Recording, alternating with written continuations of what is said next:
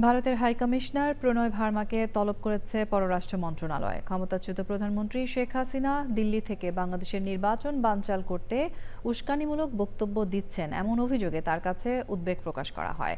বিবৃতিতে বলা হয়, প্রণয় ভার্মার কাছে আবারও শেখ হাসিনার প্রত্যর্পণের আহ্বান জানানো হয়। একই সাথে শরীফ ওসমান হাদিকে হত্যা চেষ্টায় জড়িতদের ভারতে পালিয়ে যাওয়া রোধে এবং ভারতে গিয়ে থাকলে তাদের গ্রেফতার ও ফেরত পাঠানোর আহ্বান জানানো হয় হাইকমিশনারের কাছে। ভারতের কূটনীতিক বলেন, তার দেশ বাংলাদেশে শান্তিপূর্ণ নির্বাচনের প্রত্যাশা করে। এক্ষেত্রে সহযোগিতার আশ্বাসও দেন তিনি। বিকেলে বাংলাদেশ সরকারের বক্তব্য স্পষ্ট প্রত্যাখ্যান করে বিবৃতি দিয়েছে ভারতের পররাষ্ট্র দপ্তরও। বিবৃতিতে তারা জানায়, তারা বাংলাদেশের অবাধ, সুষ্ঠু, অন্তর্ভুক্তিমূলক ও বিশ্বাসযোগ্য নির্বাচনে তাদের অবস্থান পুনর্ব্যক্ত করে আসছে।